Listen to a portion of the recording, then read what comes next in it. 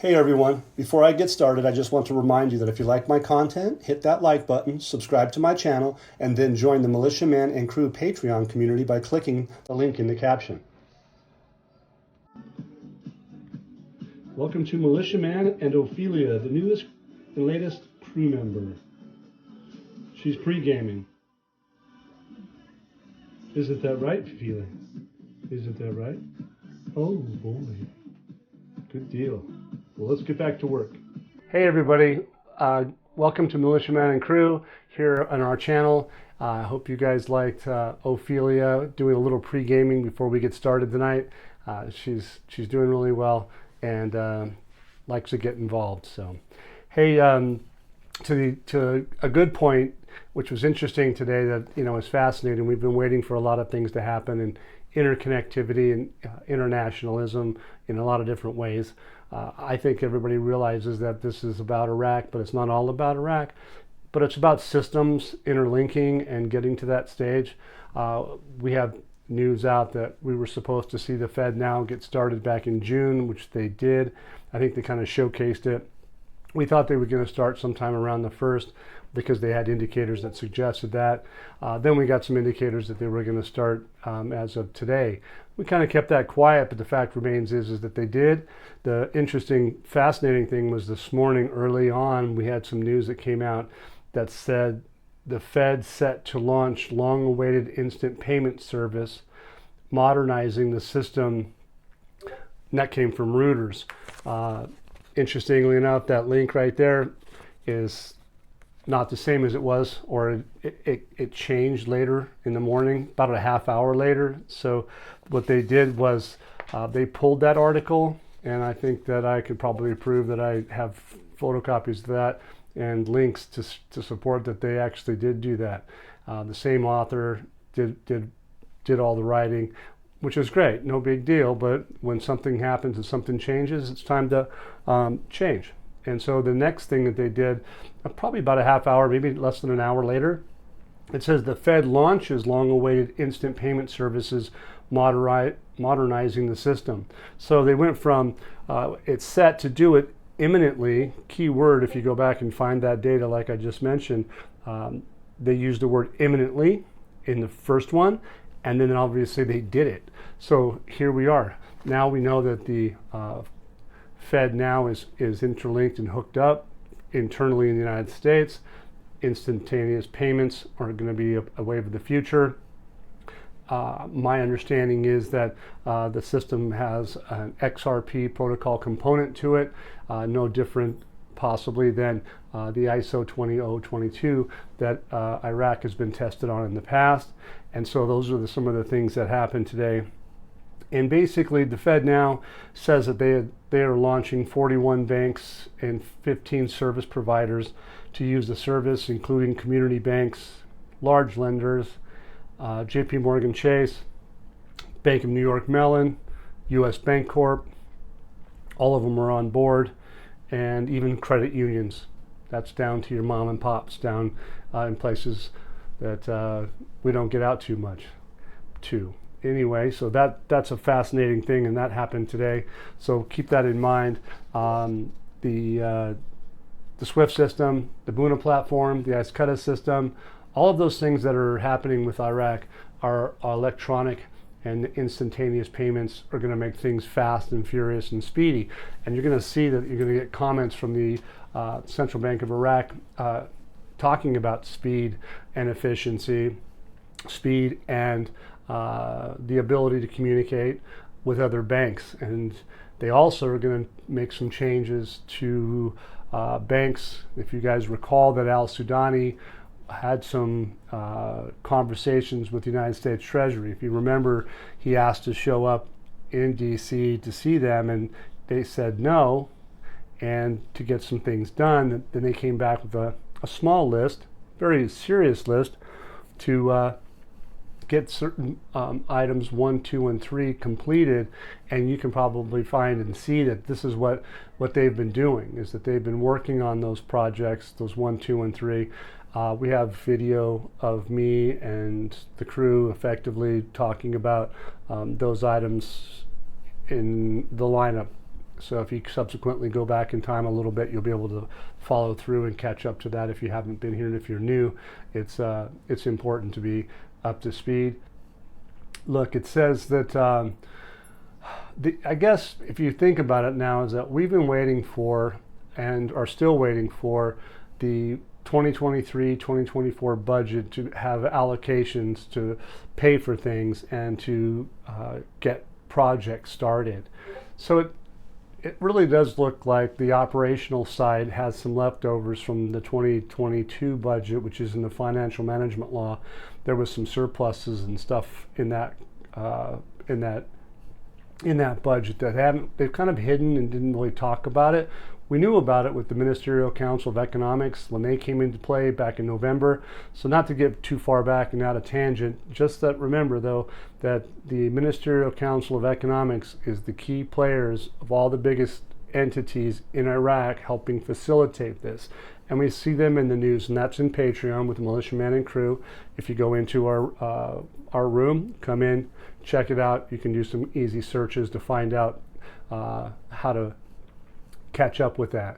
But what happened to me is that I've realized is that the allocations are first that come out of this budget. So if we see some payments that come out of the budget in the short term, that could be for payments, they could be like considered line items, and they could be a small amount of line items in that operational side, because the budgets have pages of data that they have to go through, but specific things need to get paid. And even if you have a monetary reform, it costs money. So to get that facilitated, they have to allocate monies to be able to do so. So what we're probably going to see, or likely see, or not be surprised to see, is that some payments get paid prior to the budgets getting their allocations to do projects. So be careful and be grounded that you might see things that, hey, you said this, that, and the other thing, and then subsequently later you find that, oh, okay, so they probably got it right, because things need to be allocated. Budgets work in interesting ways. And I'm not the pro on that, but I believe that those are some of the items that are going to happen in a very short period of time, and we're going to see that. We're expecting to see this. They've been pushing this 23, 24, 25 budget allocations out and out and out. And guess what? Here we are. We had a holiday. Tomorrow is a religious holiday. It's a Friday. Saturday typically is a day off. So we'll have to see again if Sunday is one of those days that subsequently presents itself for them to expose things. Rollout process sounds to me like they can do it as they see fit, because we haven't seen it yet. So let's just stay focused and see how this turns out. But the bottom line is that do we believe that they're going to fund projects at 1310, 1300, or even 1320? Absolutely not. I don't think anybody believes that, because it just, the math doesn't work. So in effect, once we see these allocations at the beginning of it, before they fund the project, you're going to obviously know that it's going to be within a very short period of time. My view and others, it's probably days, not weeks, for that to happen once we get to that stage. We're not there yet, but we're looking forward to seeing if that's where we get in a very short period of time. As far as that goes, allocations and budgets, they go first. A new exchange rate goes second. And it can be within a very short period of time, as I've heard in the past, a very small gap. So let's see how that goes. Back to our militiaman and crew. We have many different people here, and you guys, in the lineup. They've been around for years, and collectively, we probably got 50 to 60 years of experience, maybe more in totality, because everybody's been pretty fairly seasoned. I've told you about that.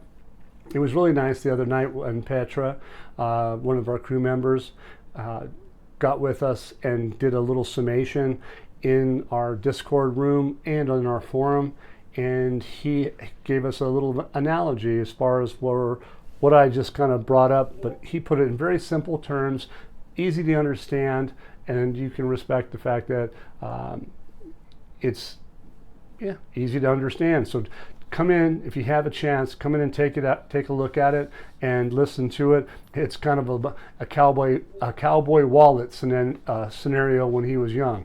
And it's a good story, but it makes things understandable, simple, and easy. So you can find that in Patreon. Okay, that'd be great to see you guys there. The next thing is that in the short period of time we've had America says that they've imposed sanctions on 14 banks for dealings with Iran in dollars. Okay, the U.S. Treasury imposed sanctions on 14 banks in a crackdown on Iran selling dollars. So the Wall Street Journal quoted U.S. officials as saying that the move came from the disclosure of information indicating that targeted banks were involved in money laundering and fraudulent transactions. So the newspaper goes on and says some of these operations may relate to individuals subject to sanctions, which increases fears that Iran will benefit from them. So obviously this is nothing new to us in the sense or anybody around the world that the United States has sanctions on countries, whether you like it or not. We may not, but there it is. That's what happens. One of the things they said is that we have a strong reason to suspect that some of these money laundering operations and benefit from individuals covered by these U.S. sanctions and persons. They need to contain that. The main danger of sanctions in Iraq is definitely related to Iran. So I believe what I get from that is that if Iraq doesn't control the circumstances with the dollar and the parallel market, the black market, if you will, depending on which definition of the parallel market you use, but the black market is something of a concern. And interestingly enough, if you remember the items 1, 2, and 3 that al-Sudani was requested by the United States Treasury was to name names. And if you remember, they came out and named names for those that were arrested and taken down, for instance. I think it was the Al-Rashid Bank, could have been the Rafidain, don't quote me, but the fact remains is there was quite a few people that were taken down, they were sanctioned, and they needed to get a heads up that you can't be doing what they were doing, and that happened.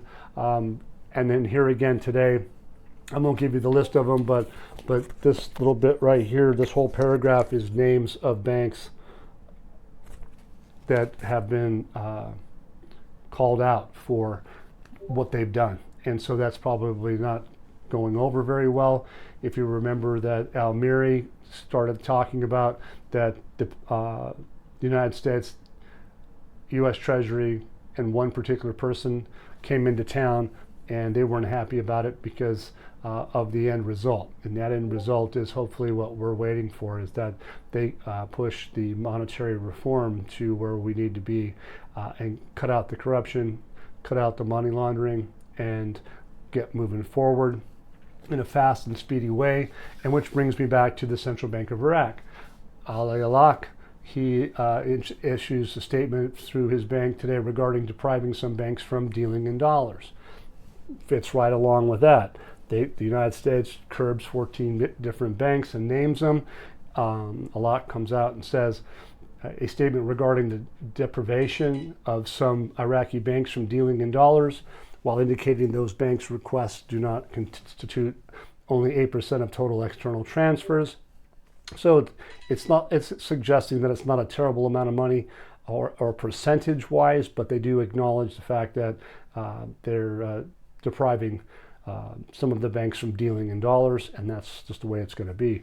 If you're not doing it legitimately and you're doing it illegally, they're going to have consequences.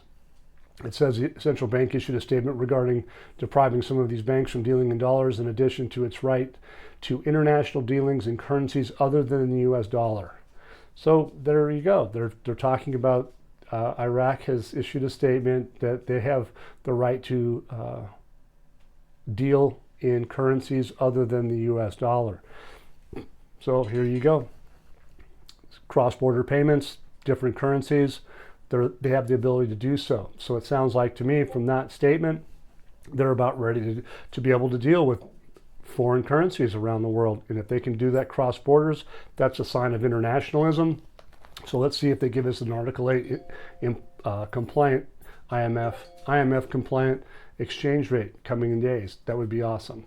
It says the application of the electronic platform for external transfers ensures that the safety and accuracy of transfers and transactions from all aspects in accordance with international standards and practice. It says the law against money laundering and terrorist financing, the U.S. Federal Bank, the U.S. Department of Treasury, and international financial institutions, they're praising the system, and it enjoys their care with high coordination from those parties and with accredited international auditors. So basically they're saying international, we've got your back, do what you got to do, let's go. That's my interpretation of it, so hopefully I'm right. The next item was that the central bank has achieved in terms of expanding transfer channels and approved correspondent banks, makes transfer operations available, makes them secure, and that the number of the local banks that do this is able to cover all transfer aspects with the ability of the central bank to cover them without restrictions, ceilings, as long as they involve legitimate operations. There you go.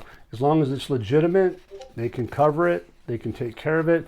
And then later you see this part where it says that the Central Bank of Iraq issued a statement regarding depriving some Iraqi banks from dealing in dollars, and in addition to its rights to international dealings in currencies other than the US dollar, right?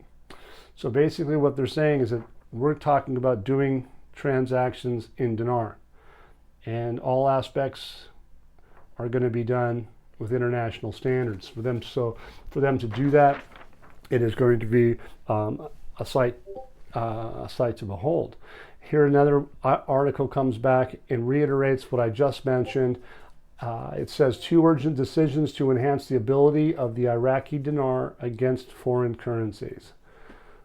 So you can tell that they're talking about, hey, we're going to enhance the ability of the Iraqi dinar against foreign currencies. Well, that sounds like you're going to raise the exchange rate. That's what I'm getting from it. If I'm wrong, well, we'll have to find out. Central Bank of Iraq announced that it had taken 2 urgent decisions to enhance the ability of Iraqi dinar in front of foreign currencies to circulate inside the country. So in other words, if anything is going to be circulated inside the country, which the dinar is the main currency by law, by the CBI, it's going to be the dinar. It says the central bank statement today says the collection of all cash insurances shall be in dinar currencies exclusively. International credits, bank guarantees, letters of guarantees issued in the favor of the beneficiaries, whether it be government or private, even if they are in the dollar currency, they have to be at the official exchange rate. Well, to get everybody's currencies that are outside the country, they're going to need to be stronger, or the dinar is going to be stronger than they are, to be out in front. Okay? It was decided the payment of the amounts of the letters of guarantees upon confiscation be exclusively in the Iraqi dinar and at the official exchange rate. So if you're going to interchange, if they're going to confiscate or they're going to take your money, it needs to be exclusively in the Iraqi dinar and at the official exchange rate. And to me, that's going to tell you that they're gearing for a change. I'm not totally sure about that, but this looks like the sign that change is coming. They're iterating that the dinar is the focus in front of the foreign currencies that circulate inside the country. The dinar is exclusively used for internal credits, bank guarantees, letters of guarantees in favor of governmental and private entities. They're to do so at an official exchange rate, and they're guaranteeing them exclusively in the Iraqi dinar. Think about that. When the official exchange rate changes and guarantees apparently become a whole lot cheaper, if I'm correct, it's a brilliant move, and we're in that process of watching it. So that's what I have for you guys this evening. Thank you for your time and effort. If you like the content, this is a subscription button. It'd be great. We have those little donate tabs if you guys want to keep the content flowing. It helps. Everything a little bit helps. It's a lot of hard work. The value is created. We have the Patreon community. We have the Discord chat room. All of those things help you You guys help me, I help you. So, hey, look forward to seeing you soon, man. This is really getting good. Once again, guys, don't forget to hit that like button if you like this content. Subscribe to the channel or join us at the Militiaman and Crew Patreon community for even more exclusive content. You can also donate to this channel by hitting the links in the banner to help keep this page up and running. Your generous support is greatly appreciated, as always. Much, much appreciated. Thank you so much and have a great day.